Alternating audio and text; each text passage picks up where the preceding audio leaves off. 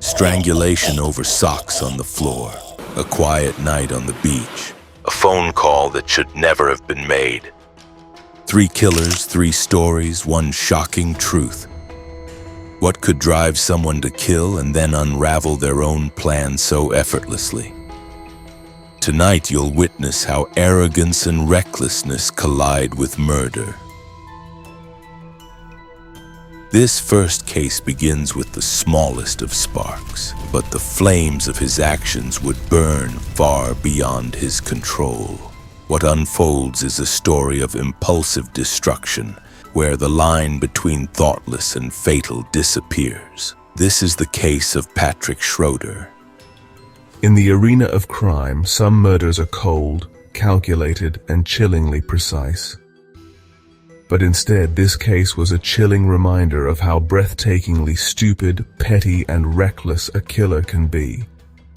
His act was not calculated brilliance. It was the mark of a man with poor judgment, impulsive anger, and the kind of low-level thinking that ultimately ensured his own destruction. By 2017, Schroeder was already a lifer. He had been locked up for a robbery murder years earlier, a crime that had stamped him as a violent offender destined to die behind bars.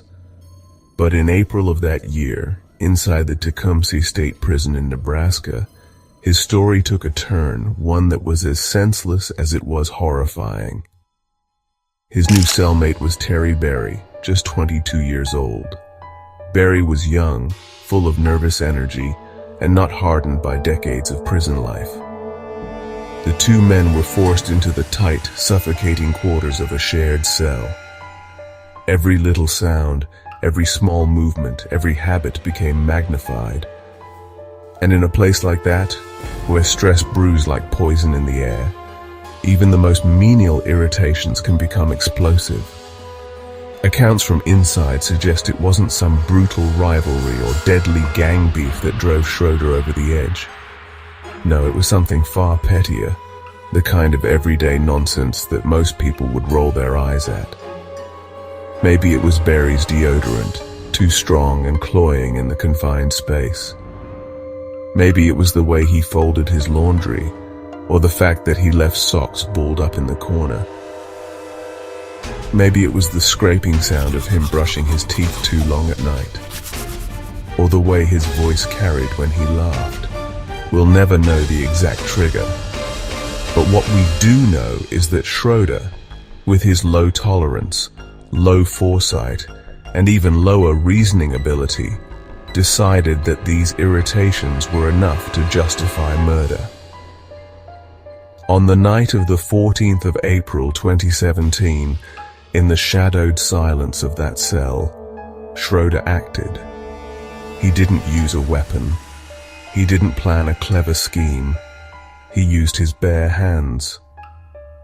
As Berry settled in, Schroeder pounced, wrapping his arms around the young man's neck.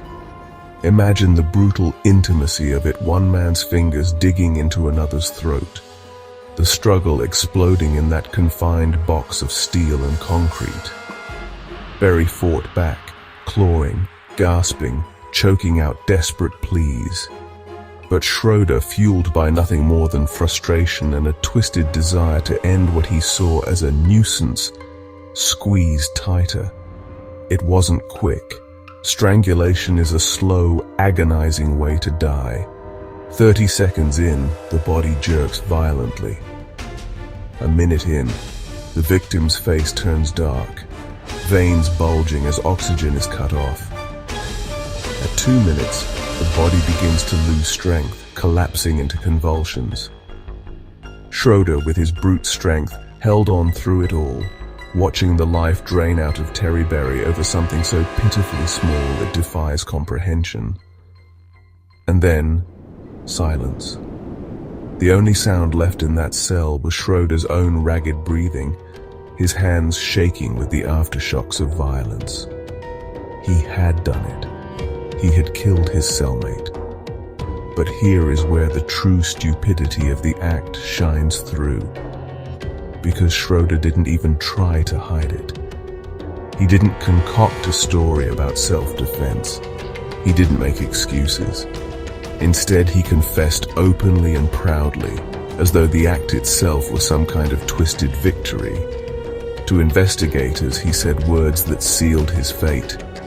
"I killed him, and I'll do it again unless you give me the death penalty."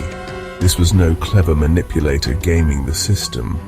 This was a man so driven by frustration, so blinded by rage, and so shackled by his own low intelligence that he volunteered his own execution. He literally begged for the state to kill him, as though he couldn't imagine a worse punishment than continuing to live with the small irritations of prison life. Prosecutors didn't have to work hard. The evidence was overwhelming, the confession undeniable. The trial became less about proving guilt and more about documenting Schroeder's complete lack of foresight, reason, and remorse. Psychologists highlighted his history of poor decision-making, his low IQ scores, and his inability to grasp long-term consequences. In 2018, the sentence came down: death. Patrick Schroeder had achieved the very outcome he demanded. He strangled a 22-year-old over the equivalent of housekeeping chores and, by his own stupidity, marched himself straight to death row. What makes this story chilling is not just the violence, but the sheer smallness of it. Terry Berry didn't die because of gang warfare. He didn't die because of debts, or betrayal, or a long-planned vendetta. He died because his cellmate couldn't stand the way he lived, the smells, the sounds, the habits. In a prison world built on control and order, Schroeder's lack of intelligence meant he had no coping mechanism, no patience, no ability to simply let things go. And so he squeezed the life out of another human being. Patrick Schroeder is now one of the few inmates sitting on Nebraska's death row. His story stands as a grim testament to what happens when violence is paired with stupidity, when rage mixes with the lowest kind of thinking. A man already condemned to life behind bars threw it all away for nothing, demanding execution as though it were a prize. And Terry Berry, just 22 years old, became the victim of one of the dumbest, most senseless murders ever carried out inside an American prison. Schroeder killed over a minor housekeeping dispute, but the next killer would raise the stakes of stupidity to a deadly new level. On a quiet beach, a man's plan to escape detection unravels faster than he could imagine, proving that even the simplest crime can be doomed from the start. This is the case of Justin Barber. Murderers often believe they're smarter than everyone else, smarter than the police, smarter than the jury, smarter than the system itself. But sometimes, their arrogance is their undoing. In 2002, Justin Barber thought he had crafted the perfect crime, a chilling beachside murder, staged as a random attack. What he left behind wasn't a puzzle. It was a trail of stupidity so glaring, so laughable, that detectives barely had to break a sweat. This is the story of a low IQ killer who believed Google would help him get away with murder. Justin Barber and his wife, April, were supposed to be building a life together. Behind the smiles, however, their marriage was crumbling. Financial troubles, arguments, infidelity, and one more ingredient that would soon turn deadly: money. Justin had taken out a $2 million life insurance policy on April. To him, it wasn't a marriage anymore. It was a payday waiting to happen. On August 17, 2002, Justin convinced April to take a late-night walk along the beach in Guana River State Park, Florida. Romantic, he said. Peaceful. A chance to reconnect. But his intentions weren't romantic, they were murderous. As they walked, he pulled out a .22 caliber pistol, his pistol, and shot April point blank in the face. She collapsed onto the sand, fighting for her life, while Justin, in his arrogance, believed the plan was perfect. He had rehearsed it in his head, convinced he could fool the world. What he didn't realize was that he had already sabotaged himself in ways so obvious, so incredibly stupid, that his crime was doomed from the start. Justin ran to the road, flagging down a passing motorist. Breathless and panicked, he told police that he and his wife had been attacked by a stranger on the beach. A robbery gone wrong, he insisted. But detectives weren't buying it. His story collapsed under the weight of his own stupidity. The gun used to kill April wasn't a mystery weapon, it was his own registered firearm. April didn't have her purse, jewelry, or valuables stolen. This so-called robbery had left everything behind. And perhaps most damning of all, Justin's body bore fresh scratches, jagged claw marks across his chest, matching April's fingernails from her desperate fight for survival.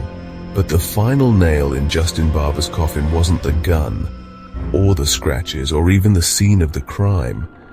It was his computer.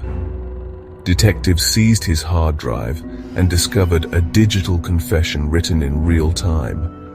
Just days before the murder, Justin had searched how to kill someone and make it look like a robbery.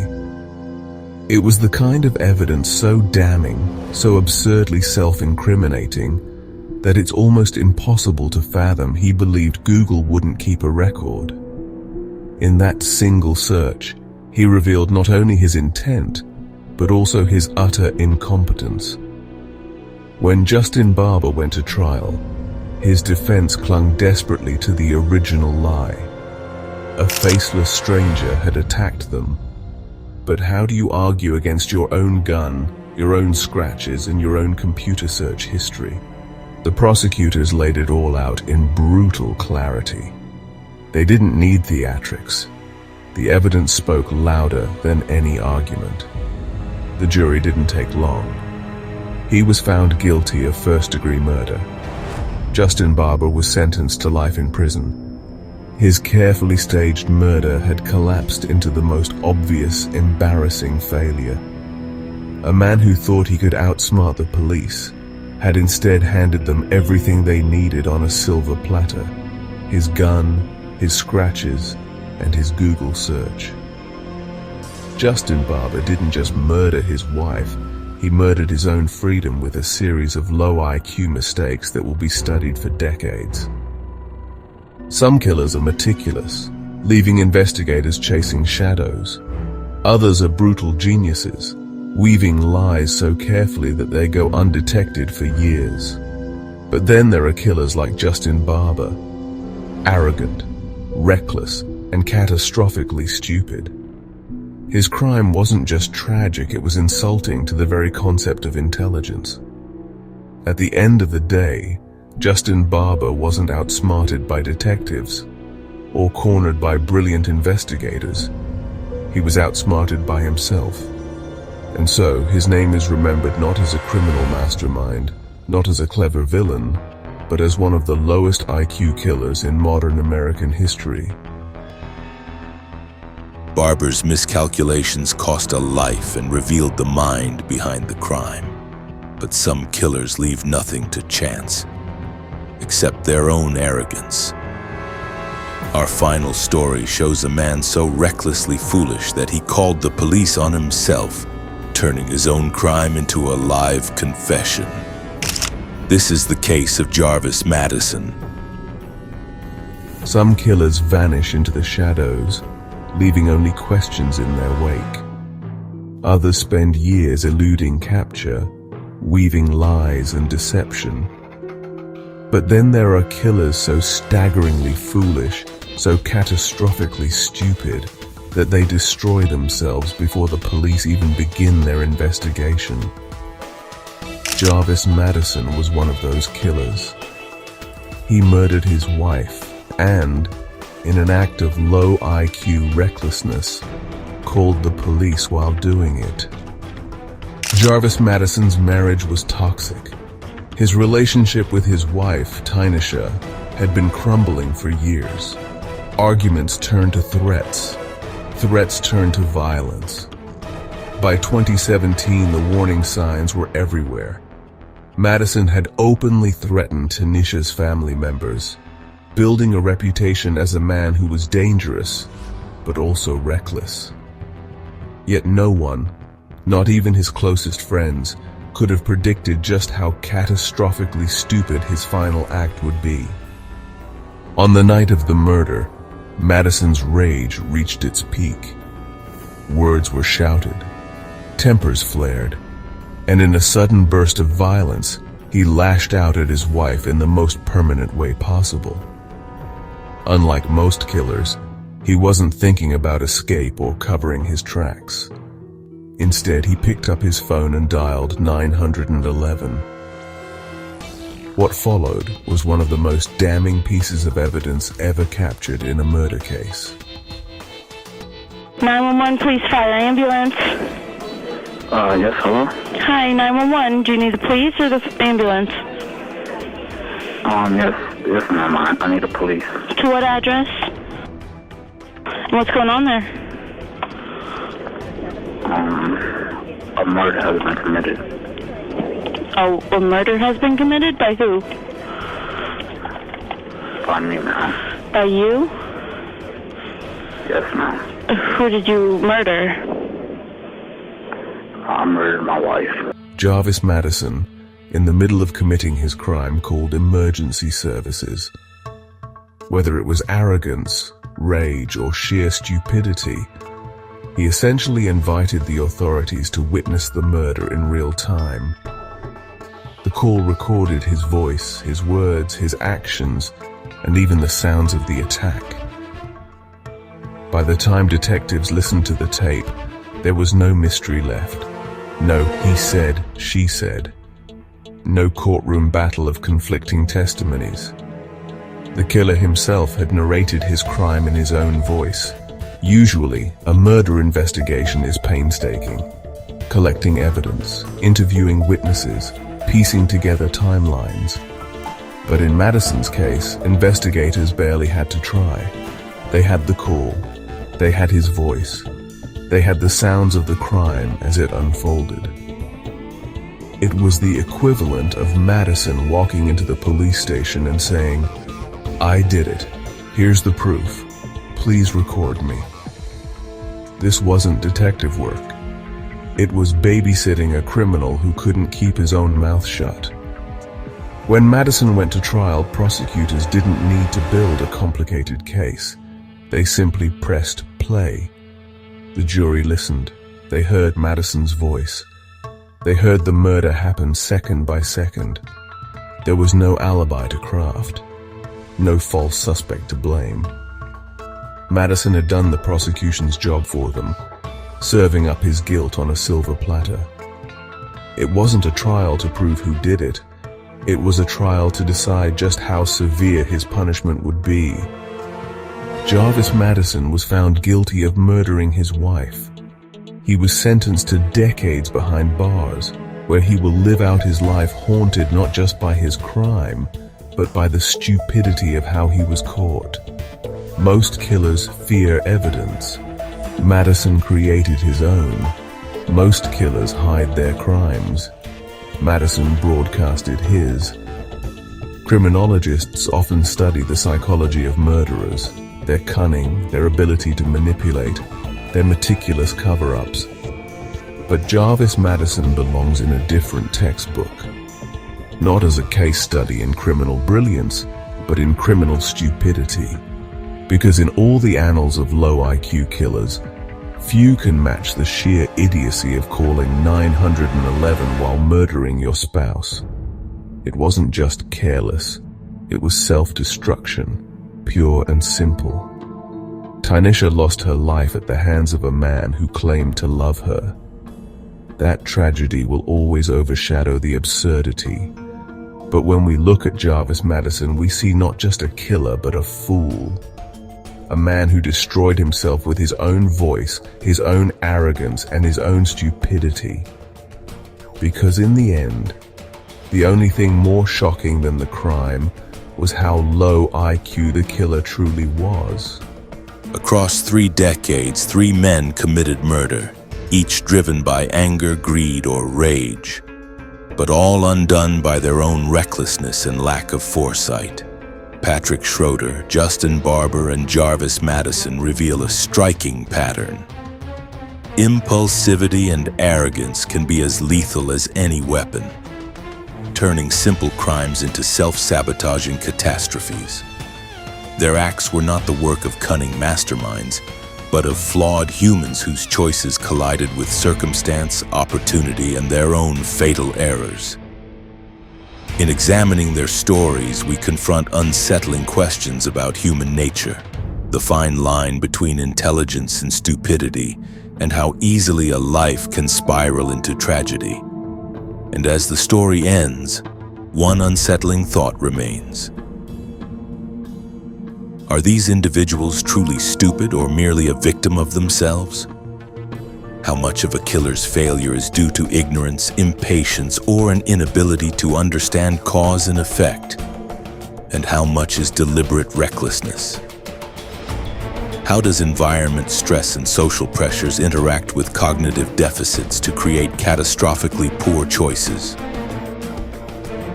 I've presented the 3 crimes. Now the jury, that's you, delivers your verdict. The case reopens in the comments. The clock runs out, but the stories don't end. Every case reflects another. Join us again to discover more lives, more secrets, more connected crimes. If you found the stories chilling, hit like, share it with your friends, and subscribe so you won't miss the next episodes.